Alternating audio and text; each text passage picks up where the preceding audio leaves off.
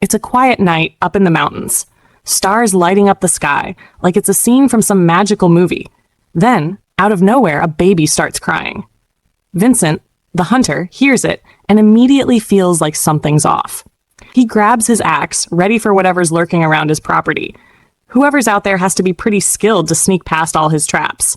But when he gets to the stable, there's no one there. Just the crying baby, lying in a pile of hay, wrapped up tight in cloth. Vincent checks the baby's heartbeat, still strong. He picks it up, trying to figure out what the deal is. Just then, his wife, still half asleep, walks in.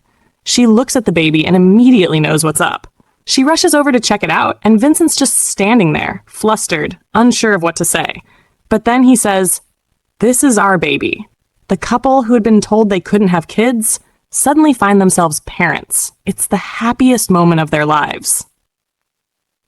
Flash forward 12 years, and now Shirone's 12, full of curiosity about the world around him. Meanwhile, Vincent's 40, still out doing his hunter thing. After a day of chopping wood, the two of them are walking back to the house. Shirone, excited about everything, turns to Vincent and asks, "So, how do you use magic?" Vincent chuckles and says, "Magic? I mean, I've been cutting down trees and taking out bears with a single strike. Isn't that kind of magic?" Vincent looks at him, you see, a little confused. But Shirone's just so excited about magic that he's not even skeptical. He just takes Vincent's words in, happy to hear anything that might help him figure out how to use magic for himself one day. As they walk down the road, a few of the neighborhood kids see them and start gossiping. They're whispering about how Shirone doesn't look anything like Vincent and how he must have been abandoned.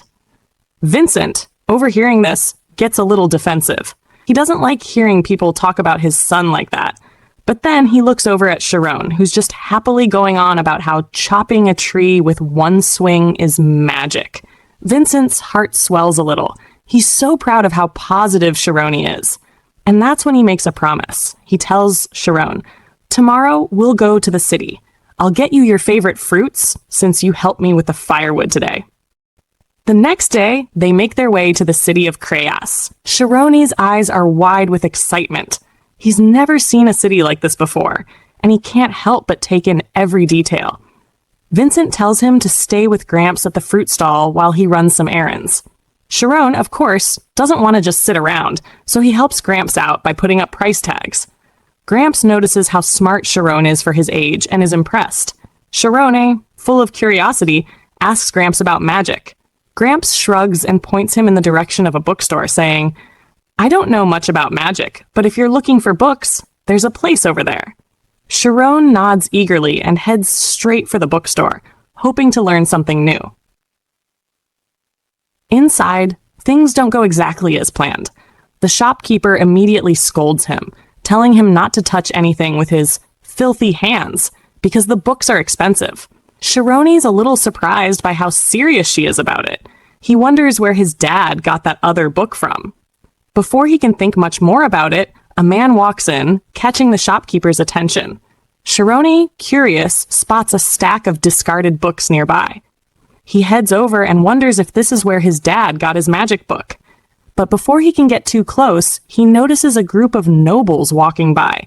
Shirone's curious about what makes them different, but before he can think too much about it, the guards stop him. They tell him that this area is for nobles only, and ask about his parents. Shirone says they're nearby, but one of the guards gets suspicious, thinking he's some orphan being raised by thieves. In a quick move, Shirone pulls a fast one and escapes. He leaves his jacket behind, but manages to slip away and hide in some bushes, waiting for the coast to clear. After a little while, he starts to clean himself up, hoping his dad won't be mad. He grabs one of his shoes that's lying near a wall, and as he leans down to get it, he overhears a conversation from the other side of the wall. A voice, an old man's, is asking a group of kids, "What's the most important thing to learn magic?" The kids shout out answers like wisdom, money, effort, all the usual stuff. But the old man shakes his head, saying, "No, the most important thing is insight." Shirone, still listening, thinks to himself, "Insight?" The old man explains that magic, like any law of the world, needs to be understood through insight, not just through study or effort. Shirone's confused, but also intrigued. He doesn't know exactly what insight is, but he's fascinated by this whole idea. Then, just as he's processing all this, the old man calls out to him, "Hey, you! What do you think about what I just said?" Caught off guard, Shirone hesitates for a second, but then decides he's not going to let this chance slip by. He jumps over the wall and lands on the other side, facing the old man and the group of students sitting under a tree. The students immediately start whispering. They can tell he's a commoner by the way he's dressed. One of them sneers, saying he shouldn't be there. The old man just laughs it off and tells Shirone to come forward. Shirone steps up, a little nervous but still eager. He tells the old man, "I want to see magic. Any magic will do." The old man smiles and asks, "You've never seen magic before?" Shirone shakes his head. "No, just read about it in books." The noble kids laugh, calling him a liar, but Shirone doesn't let it bother him. He bows and says, "I don't care what magic it is, I just really want to see it." The old man, clearly amused, says, "All right, I'll show you wind magic." Suddenly, a gust of wind whips through the air and lifts everyone up into the sky. The students are thrilled, but Shirone, he's not so sure about this. He's thinking, how is this magic? As they float higher, Shirone starts to panic. Then, without warning, the wind drops them all back to the ground. Everyone lands safely, but Shirone, he's screaming his head off, thinking he's about to crash. Everyone laughs, and Shirone, totally embarrassed, can't help but realize he's the only one who got freaked out by it. And that's how Shirone's first real taste of magic went. A little embarrassing, but hey, he's got a lot to learn. Alpheus chuckled a bit, clearly amused by the whole situation. He asked, "So, how was it, Shirone? Feeling any different?" Shirone, still a little embarrassed from earlier, suddenly got serious. He looked Alpheus right in the eyes and asked, "No, seriously, what is magic?" Alpheus blinked, taken aback by the directness, and for a moment he was lost for words. He wanted to explain it in simple terms, but nothing really seemed to fit. Finally, Shirone, clearly determined and impatient, interrupted him. "I don't care if you can't explain it. Just tell me what it is." The other students, overhearing this, began to murmur amongst themselves. They were whispering about how rude Shirone was acting towards Alpheus, the headmaster. Teachers wouldn't even dare speak to him like that. Even Alpheus seemed a bit surprised by the sudden shift in Shirone's attitude. But then, after looking at Shirone's unwavering determination, Alpheus just smiled. "Well, if you're that persistent." Alpheus grinned. "All right, I'll give it to you straight. Even if it's a bit complicated, magic is something that surpasses logic. It's a mental activity that explores the truth of a phenomenon." Shirone, sensing he was about to lose track of what Alpheus was saying, suddenly blurted out, "So, it's an illogical phenomenon, right? But, since it's illogical, doesn't that make it closer to the truth?" The whole group of students went quiet, and Alpheus, looking surprised, couldn't help but let out a little chuckle. He'd been expecting a long-winded answer, but instead, Shirone just nailed it in a single sentence. Alpheus turned to Shirone, explaining, "Mages in the spirit zone experience the world differently. Their minds become so attuned to their surroundings that they can sense everything. Some skilled mages can even count the leaves on the ground from far away. It's called the extreme sensitive spirit zone, where you can feel and control those sensations." Shirone's thoughts spun. This is it. This is how they do it. They sense, not just see. Alpheus's voice snapped him back to the present. "Anyone can do it, but not everyone can," he said before adding, "Start by finding a quiet place. Feel yourself, and then learn to erase." Shirone nodded, taking in the advice. Erase himself? It didn't make sense at first, but then it clicked. If I erase myself, a whole new world will open up. "That's right," Alpheus said with a smile. "But remember, you can't erase what you can't feel." Shirone nodded, understanding. "So, if I can't feel myself, I can't erase. That makes sense." Alpheus chuckled, then asked, "Think you can do it right now?" Shirone closed his eyes, trying to concentrate. He wasn't sure where to start, but he focused on the feeling of himself. What was the self? Was it his brain? No, his senses? No, that felt wrong too. Instead of trying to define it, Shirone simply felt. Slowly, he began to erase everything he felt. Piece by piece, the world around him seemed to blur, shift, and distort. He wasn't sure if he was on the right track, but something was changing within him. His mind became sharper, more attuned to his surroundings. When he opened his eyes, Alpheus was looking at him with a mix of curiosity and approval. "Do you feel anything?" Shirone, panting from the effort, answered, "Sound? I can hear. Everything." Some of the students snickered from the sidelines. "Well, yeah, if you close your eyes and focus, you'll hear stuff too," one of them joked. But Alpheus was deep in thought. He stared at Shirone, his mind racing. Could Shirone actually use the spirit zone? Alpheus had heard of synthesia, where people could taste light, smell sound, or even feel the shape of a scene on their skin. It was a strange, otherworldly phenomenon. Could Shirone be experiencing it already? "Well done, kid," Alpheus said, giving Shirone a pat on the head. "Keep practicing, and you'll be hearing even more sounds." The students groaned, a bit annoyed by the abrupt end to the lesson. "All right, class dismissed. Let's head back to campus," Alpheus called. As the group walked back to the school, Alpheus couldn't help but think about Shirone. He was talented, that much was clear, but he was still a commoner. What if he were born into a noble family? Would he be as good as the other students by now? Or maybe better? Alpheus was frustrated by the way the system worked. There were so many gifted individuals in the world, but only a few had the opportunity to rise above their circumstances. Shirone, on the other hand, had already made his way to the top of the wall. Panting and grinning from ear to ear, he thought to himself, "It really worked. It really worked." And then, in a flash, he felt it. A booming sound, a rush of blue vision. His body fragmented, scattered across the world. For a second, he was no longer just Shirone. He was everything. He was infinite. He was free. Running, he felt the wind in his hair, the earth beneath his feet. This was what the spirit zone felt like. He was detached from his physical form, free to roam. But then he ran straight into someone. The guy was a thug, rough, burly, and clearly in a bad mood. He cursed at Shirone, grabbed him by the collar, and demanded, "Why'd you run into me?" Shirone, flustered and taken off guard, stammered an apology. "Sorry, I didn't mean to." But the thug wasn't having it. "You part of the wolf gang? Trying to kill me?" Before Shirone could respond, a voice cut through the tension. "What's going on here?" The thug froze. He turned around and his eyes widened in shock. Standing behind him was a girl, a noble by the looks of her, and from the way the thug reacted, she was someone important. "Lady Amy," the thug muttered, his voice laced with fear and respect. Shirone's heart skipped a beat. Lady? If she was nobility, maybe he could beg his way out of this. Lady Amy's gaze swept over Shirone for a moment before she looked at the thug. "What's the problem here?" The thug explained, "This kid bumped into me.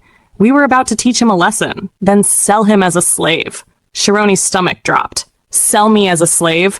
The thought of what his parents would feel tore at him. What would they think if something happened to him? Amy's eyes narrowed. She seemed to consider the situation for a moment. Then, with a twisted smile, she addressed the thug. "To be a slave, he shouldn't have any possessions, right?" The thugs grinned sadistically.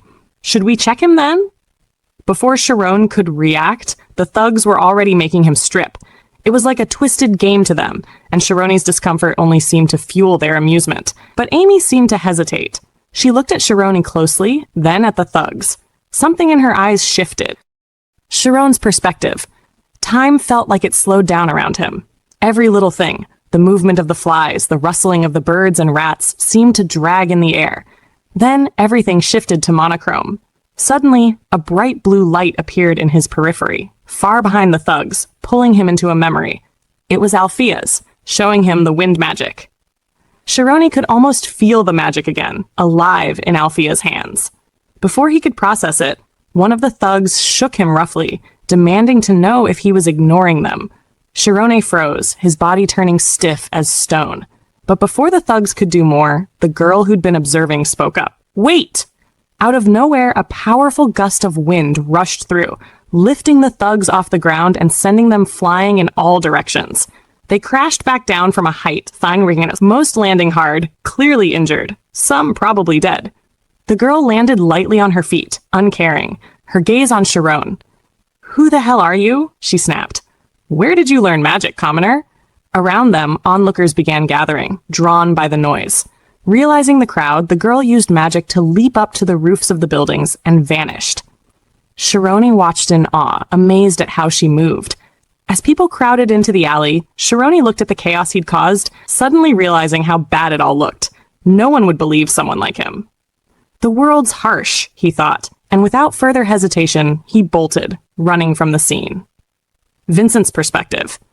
Vincent scanned the yard, wondering where Shirone had gone. He turned to his wife. "Have you seen him?" "He went to pick up wood from the lumber yard," she replied. Vincent raised an eyebrow. "In this snowstorm? What was he thinking?" His mind wandered back to when he had nearly lost Shirone in the city. The kid had claimed he'd simply gotten lost, but Vincent had a feeling it wasn't that simple. Cut to Shirone. He was struggling to chop a tree, though it seemed like more of a training session than actual work. Panting heavily, his body still didn't respond to the magic he had tapped into after that one fateful day. Despite his efforts, he couldn't understand what had happened that day. The process was unclear, the magic an enigma to him, but something still felt right. He entered the spirit zone. He could feel the tree, its form, its scent, its sensation all around him. Then he saw it, a faint glowing point in the tree, almost calling to him. Without thinking, he swung his axe, hitting the spot with perfect precision, the tree crashing down with a single strike. "Magic," he whispered to himself, awe and excitement bubbling up. Vincent, watching from behind a tree, stunned, thought, "What did I just see?" He knew it wasn't just a lucky strike, it was something much greater. Shirone continued to chop the tree, reflecting on how this was just one success out of countless failed attempts. He had come so far since that day, but he still couldn't explain what happened. Vincent watched him, a mix of pride and sorrow in his heart. Shirone's a genius, he thought, but he needs proper education, not just luck. They would keep trying. Maybe one day, the opportunity would come. 3 years later, Shirone sat cross-legged on a tree stump, deep in meditation. His mind was in the spirit zone, feeling every shift in nature, every leaf that fluttered, the faint squirming of worms below the ground. The trees seemed to hum as they absorbed water. He felt it all, every little sensation. 5 hours wasn't nearly enough, but it was a start. He remembered Althea's words. "One day, you'll see a world totally different from today." It had felt like an exaggeration back then, but now Shirone understood. He gathered the wood, slinging it over his back, and headed home. At home, Shirone was surprised to see a luxurious carriage parked in front. His parents greeted him, a bit tense. "Shirone, come in. There's someone I want you to meet," Vincent said, leading him into the house. Inside, a man sat at the table. Vincent introduced him as Temuran, an associate butler of the Ogent family, one of the most powerful noble houses in the kingdom. Shirone bowed respectfully, his mind racing. Why would someone from the Ogent family want to meet me? Temuran walked up to Shirone, inspecting his face closely. "Do you know how to read?" he asked. Shirone nodded. "I've read a little here and there." Temuran smiled slightly. "You're the son of a hunter who can read. Interesting. You seem obedient, too." Without wasting any time, he got to the point. "I have a job for you. I need you to work for the Ogent family. We're transferring books from the main library. There's a catch, though. The books you'll be sorting are restricted. Some of them are classified. If any of it leaks, your family is as good as dead." Shirone glanced at his parents, realizing the weight of the situation. Temuran assured him the pay would be generous, but Shirone wasn't sure if that mattered. Vincent shot up from his seat, anger flashing across his face. "I don't care about the money. I just want him to be able to pursue his dreams." Temuran laughed. "Dreams? You really think your son is going to make it? Do you think he'll survive in a world like this?" Vincent's anger flared. "I begged for this. I begged you to let my son read. If I'd known it'd come to this, I never would have." Before Vincent could finish, Shirone stopped him. His voice calm, he told his father, "It's all right. I'll do it." Temuran, now serious, warned Shirone. "This is dangerous work. If even one rumor gets out, your life is on the line. But if you're serious about it, I'll pick you up in a week. But once you're inside, you won't leave until the work is done." A week later, the butler from the Ogent family handed Vincent a contract to sign. Once it was done, he snatched the paper back and guided them to the carriage. Inside, Shirone closed his eyes and entered the spirit zone once more. He could feel his parents as though he were standing right beside them, even as the carriage moved farther away. This is a once-in-a-lifetime opportunity, he thought, but it felt like a double-edged sword. He wondered if he could survive the next 2 years in the midst of such power. Kingdom of Thormia. The Ogent family was a second-class noble family, well known for producing skilled swordsmen. The former family head was a solid Class 3 swordsman, while the current head had climbed even higher, earning the rank of a 4th-class knight. They were the ones in charge of the city's power forces, holding significant influence. As Shirone walked alongside the butler, who was giving him a quick rundown of the place, he couldn't help but feel overwhelmed. The history, the grandeur. It was a lot to take in. When they finally reached the Ogent family's main highlight, the Great Walkway, Shirone froze. The sheer magnificence of the place hit him like a ton of bricks. Slowly, it started to sink in. He was really going to work for the legendary second-class nobles, the Ogent family. They finally arrived at the quarters, where Shirone met Temuran. After a polite exchange of greetings, Temuran got straight to the point, asking Shirone to follow him so he could explain his tasks right away. Their destination? The Great Library. And just like before, Shirone was left speechless by the sheer magnificence of the place. It was breathtaking. Temuran walked him through the tasks and laid out Shirone's work schedule, explaining that he would start officially the next day. Fast forward a few days, and Shirone was fully immersed in his new role at the library. It didn't take long for him to figure out why only one person was assigned to organize all the books. Consistency. Everyone has a different way of categorizing things. For example, a book on the history of swordsmanship. Should it go under history or swordsmanship? It's debates like these that made it clear why a single person needed to handle the system. As Shirone got deeper into his work, he made an intriguing discovery. All knowledge is connected by a delicate thread of history. By understanding the backstory of events, he could strengthen his grasp on other topics and speed up his learning process. The library held around 10,000 books, with about 850 dedicated to history. Determined to achieve his dream of becoming a mage, Shirone set an ambitious goal: to read all those history books within the next 2 years. Shirone suddenly heard footsteps echoing through the library. Panicked, he quickly put away the book he was reading. It wasn't officially allowed yet. It was none other than Temuran, the vice butler. Temuran asked if Shirone was organizing the books properly and working overtime again. Shirone admitted he was. Temuran began to leave but abruptly turned back, heading straight for Shirone. Shirone's heart sank. He was sure he'd been caught sneaking in some reading. But instead, Temuran leaned in and brushed the dust off Shirone's shoulders. He reminded Shirone that aside from the servants, the family head and the young masters sometimes visited the library, so Shirone needed to keep his uniform spotless to uphold the Ogent family's reputation. Oh, and he should do something about his long hair, too. Shirone wished him a good night, trying to mask his relief. Inside, though, he was thankful he hadn't been caught and realized that for the next 2 years, he'd have to tread carefully to stay out of trouble. The bigger challenge Shirone faced, however, was the overwhelming amount of information he needed to memorize. Just understanding the history of the 3 emperors and 7 kingdoms, not to mention the intricacies of Thormia, was already a daunting task. He debated whether he should try to cram more facts or take the time to truly understand what he'd read so far. He decided to go slow, taking it one line at a time. As he read, his eyelids grew heavy, and before he knew it, he'd nodded off.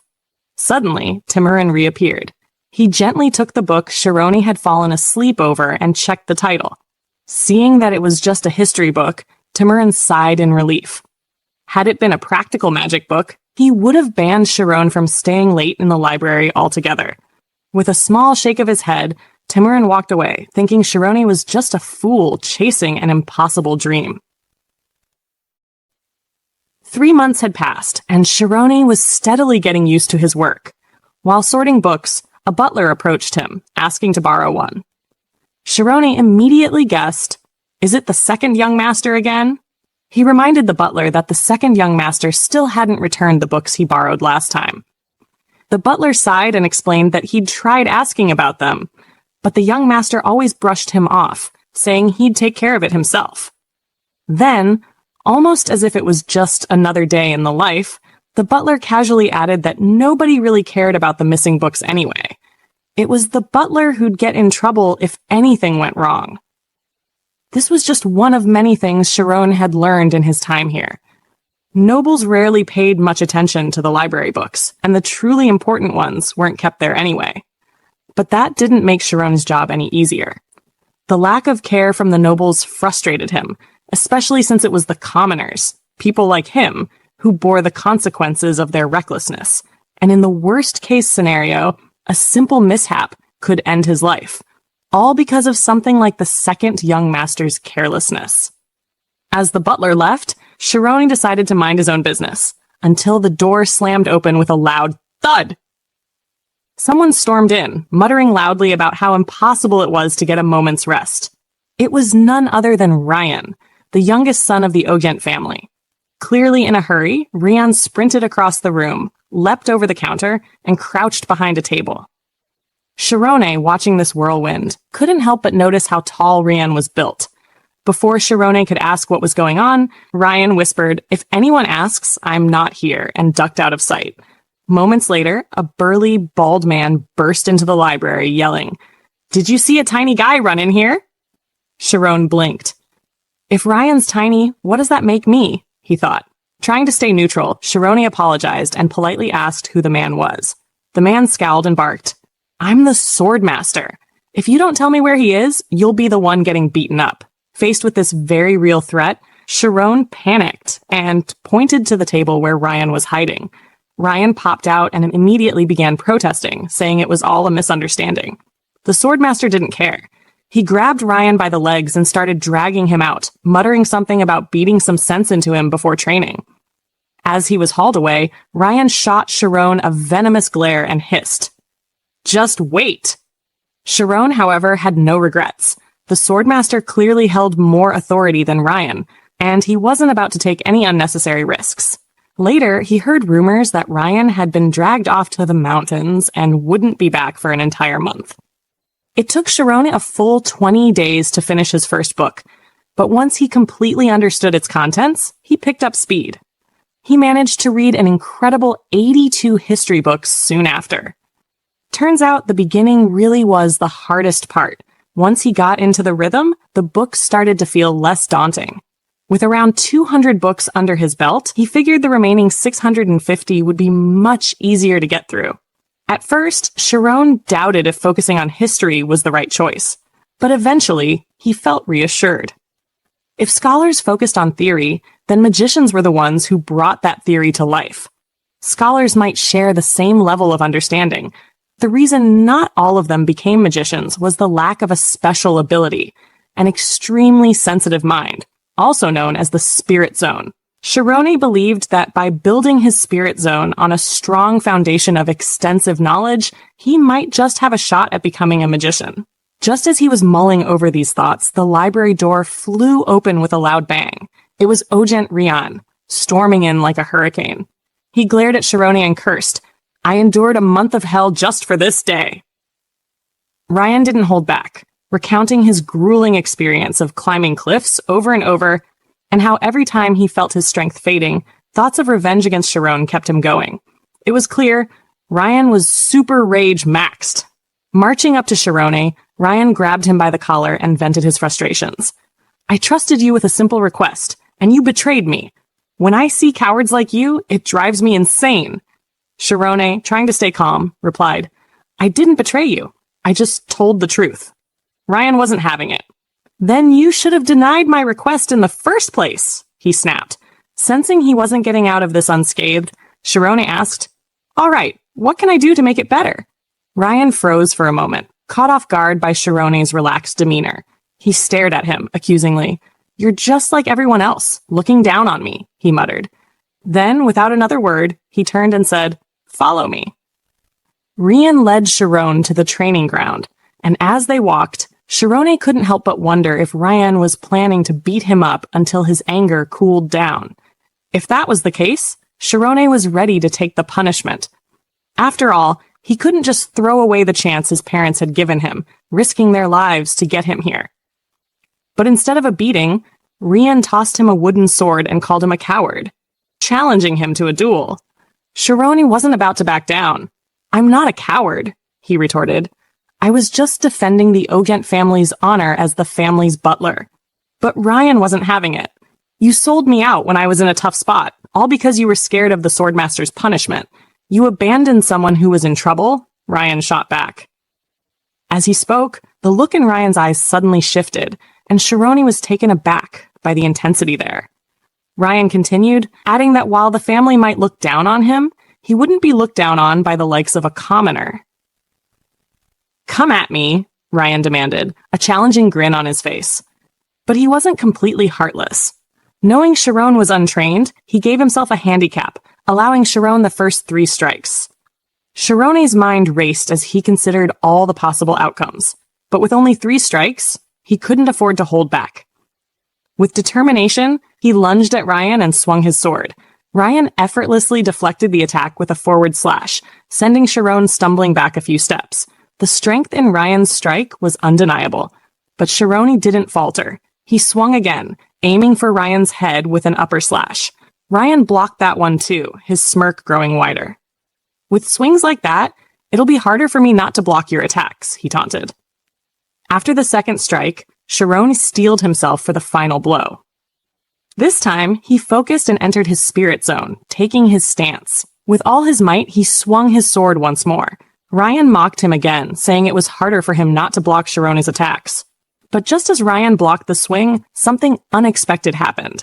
Ryan's sword cracked, then shattered into pieces. Shirone stood there, panting heavily, his heart racing. He couldn't believe it. His gamble had actually worked. But to his surprise, it wasn't just Ryan's sword that had broken. His own sword was in tatters too. Shirone had been calculating his every move. With the first attack, he gauged Rian's response, and with the second, he analyzed his movements. By the time the final strike came, he knew exactly what to do. It was the Thunder Strike, a technique he'd spent the last 3 years perfecting. Ryan suddenly snapped him out of his concentration, calling out to him. "Where did you learn your swordsmanship?" he asked. Shirone didn't hesitate. "It's not swordsmanship," he replied. "It's the Thunder Strike." He went on to explain, "My father worked in the mountains, and I used to follow him, but I didn't have the strength to chop down trees, so I learned this technique to make up for it. The lumberjacks call it the Thunder Strike." Ryan was stunned. He couldn't wrap his head around it.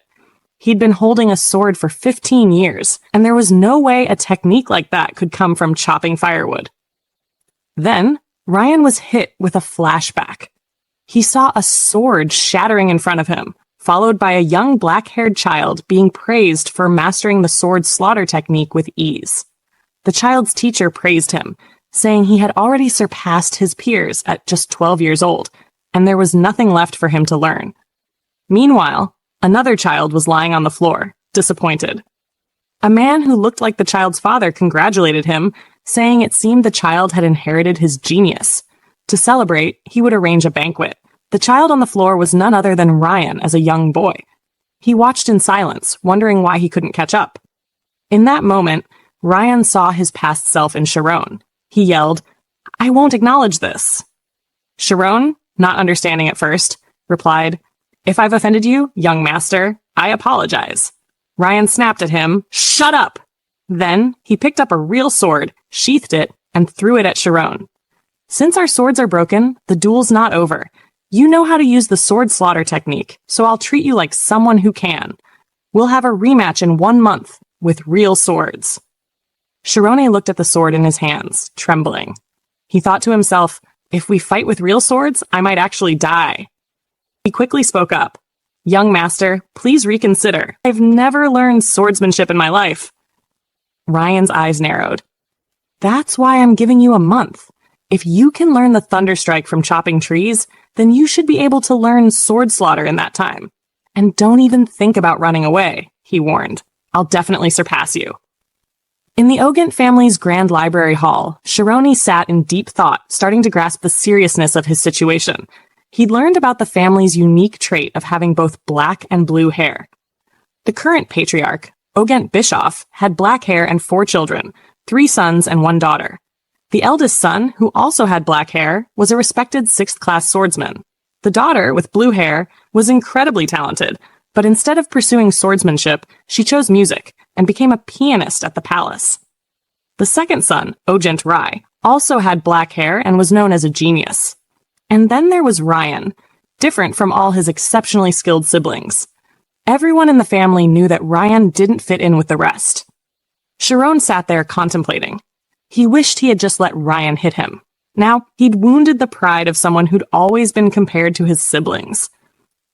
The nobles always thought they were above everyone else, and Shirone thought he could have gotten away with it as long as it didn't involve books. But now, if he ended up dying, what would happen to his parents? Shirone steeled himself and stood up quickly. He was going to become a mage. He'd lived in the mountains, so his stamina was solid. If he studied the manuals in the library and learned how to defend himself, maybe he could survive. He knew he had to do whatever it took. Meanwhile, Ryan was screaming in frustration as he pushed himself during training, running as fast as he could. His trainer counted the laps, 100, the fastest Ryan had ever completed. The trainer was curious about what had Ryan training so fiercely. Ryan spat out a curse, complaining about the training method, which caught his trainer off guard. "Isn't there anything worse you could make me do?" Ryan grumbled. Intrigued, the trainer asked what had gotten into him. Ryan deflected, saying it was nothing. But the training wasn't the only thing on his mind. Ryan was still fuming over the situation with Shirone, which had left him fired up like never before. The trainer agreed, warning Ryan not to regret his decision, because what was about to come next was going to be hell. Schema was a concept that involved creating a virtual diagram of one's body, the opposite of the spirit zone. Using schema, you could manifest an image of your body at its peak. A master of schema could control every cell in their body with perfect precision. Shirone, having learned about schema, decided to give it a try. He focused inward, entering his mind. Instead of erasing his sense of self, he began to explore his own existence. With that, he completed the first phase of schema. However, he quickly realized that putting all his energy into schema wasn't the most efficient use of his time right now. He wondered if the girl he had met 3 years ago was a schema user and was impressed by her abilities. Eventually, Shirone decided to focus on learning swordsmanship based on the spirit zone for the time being, and began training in the 8/ techniques. Meanwhile, Ryan was training harder than ever. His intense dedication was starting to worry his master, who cautioned that Ryan would end up hurting himself if he kept pushing at this rate. Ryan snapped back, insisting his muscles hadn't burst yet, but still, he kept slashing at the training target relentlessly. He screamed and cried out in frustration, wondering why he couldn't learn schema. His master, clearly emotional, grabbed the sword from Ryan's hands and told him to stop. After the training, Ryan's master helped him wipe off the grime and asked what was going through his mind. Ryan groaned, saying his arms hurt like hell. The master then bluntly told him he'd never considered Ryan a genius. That comment set Ryan off, and he replied, bitterly, that that's exactly why he was working so hard. His master then told him he'd done great, but asked Ryan if he knew what he'd done well. Ryan, still frustrated, replied that he only knew what he didn't do well. His master pressed, telling him that's why he wasn't a genius. Ryan, pissed off now, snapped that he already knew he wasn't a genius, and to stop rubbing it in. His master continued, saying geniuses knew what they did well and used that knowledge to fuel their confidence. The real threat to geniuses, however, were the people who worked hard enough to close the gap in talent with sheer willpower, because they were the natural enemies of those called geniuses. Natural enemies? Ryan thought his resolve hardening. If he wasn't going to be handed talent on a silver platter, then he'd just grit his teeth and work harder for it. Both Ryan and Shirone were determined to win, knowing there was something important riding on this. Shirone, on the other hand, was determined to master swordsmanship. He realized that sword fighting wasn't just about the physical movements. It had a philosophy behind it. It was about deciding between life and death. Though his opponent might try attacking in many ways, in reality, there were only 8 directions those attacks could come from. So, for the past month, Shirone trained to block, parry, and strike from those 8 key points. As he imagined and practiced these scenarios, he began to see that the world of swordsmanship was just as vast as the world of magic. Slowly, as he sheathed his sword, he silently apologized to his parents, unsure if he'd ever make it home. Still, he had no regrets. He'd seen a world more incredible than he could have imagined. The day of the duel arrived. At the arena, Ryan was already waiting.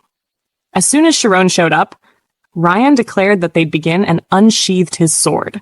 As he sized up Shirone, he thought about how, in just 1 month, Shirone had begun to exude a dangerous aura.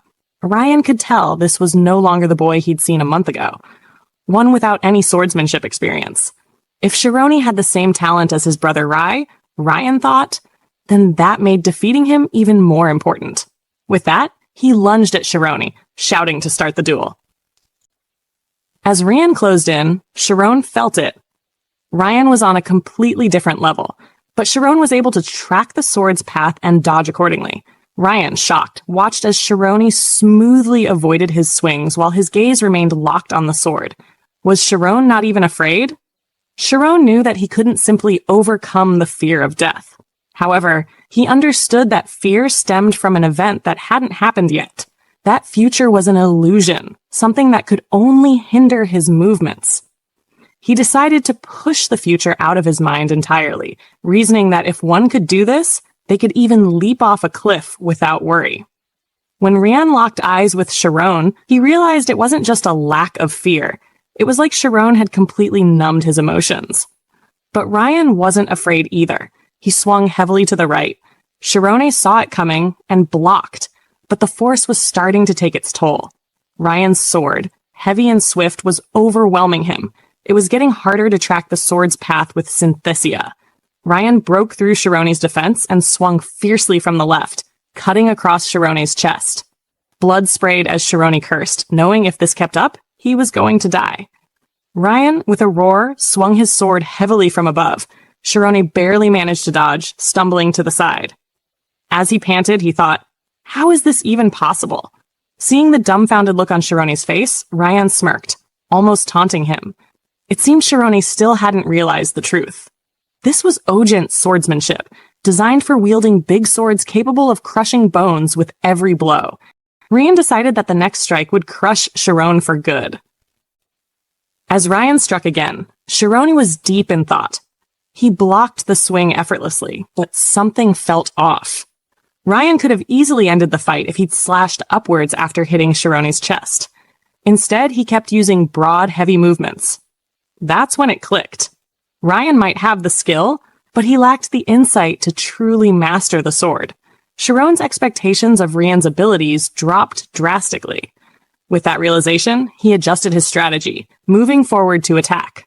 Ryan was caught off guard. He had thought Shirone was finished, but the sudden counterattack was completely unexpected. Despite Shirone's simple basic strikes, Ryan found it increasingly difficult to block them. The pressure was mounting, and Ryan was being forced back. Shirone noticed Ryan was beginning to lose his strength, and decided to maintain the rhythm, conserving his own energy. As Ryan stumbled, his mind wandered back to the past, to the moment he was defeated by Rai. The memory of Rai's mocking smirk made him feel inferior, fueling Ryan's anger. He yelled, swearing to become the greatest swordsman in history, and swung his sword with reckless fury. Shirone, taken aback by Ryan's wild, erratic movements, wondered if Ryan was even thinking straight. Suddenly, the predictable sword paths disappeared. Ryan's attacks became unpredictable. With a roar, Ryan lunged forward, swinging his sword from below. Despite the chaos, Shirone saw the strike coming. In a flash, one of the swords flew into the air, spinning wildly before it landed and struck the ground. Both swordsmen were panting, and Ryan looked down, stunned. How could something like this even happen? Shirone was the only one still holding a sword. In the final moment, as Ryan swung from below, Shirone had swiftly changed his grip, countering Ryan's attack with a downward strike. He lifted Ryan's sword clean out of his hands, sending it flying. Just what kind of guy is he? Ryan thought, stunned by the unexpected turn of events. As Shirone panted, he couldn't believe he'd actually won. But now what? Even with the victory, he was up against a noble, and he had no idea what to do next after humiliating Ryan like this. After a tense silence filled with heavy breathing, Ryan finally spoke up, admitting his defeat. He cursed under his breath, his frustration clear. He muttered over and over that he'd lost again, before glaring at Shirone and adding that, since he'd lost, there was nothing left to say, even if Shirone planned to kill him. Shirone, equally winded, was now irritated. He shot back, asking if Ryan was joking. Ryan, confused, asked what he meant. That was the breaking point. Shirone snapped, furious, demanding if Ryan truly thought he could just die and get away with it. What nonsense was he spouting? Ryan, taken aback, explained that they had fought with their lives and honor on the line, and that he was admitting defeat. Shirone cut him off, saying that he was the only one who fought with that in mind. For him, it was a matter of survival, not honor. He went on, ranting that this entire duel was absurd. Why was Ryan blaming him for hiding? Just because he didn't want to train? Ryan shot back, yelling that he wasn't blaming anyone. He claimed that Shirone had brought this on himself, saying that, even though it was their first meeting, Shirone should have shown some loyalty in such a situation. The two were shouting now, and Shirone snapped, "Loyalty, my ass!" The words taking Ryan by surprise. Then came the words that struck Ryan to his core. Shirone asked if he had ever considered the pressure it would have put on him to fight the head of a noble family's son in a duel like this. If Ryan were truly loyal, he wouldn't have placed that burden on a mere butler. Loyalty, Shirone argued, would have been stepping up to face the sword instructor himself, not throwing Shirone into the lion's den. It was in that moment that Ryan understood. His view of himself as a chivalrous knight clashed with Shirone's reality, where Ryan seemed like a villain for forcing him into such a position. After everything had been said, Shirone sighed and plopped down onto the ground, exhausted. He muttered that he'd almost died and that he was just relieved it was over. Ryan, still stunned, couldn't process what was happening. Weren't duels supposed to end with mutual respect? Where was the cold, distant Shirone he had been fighting just moments ago?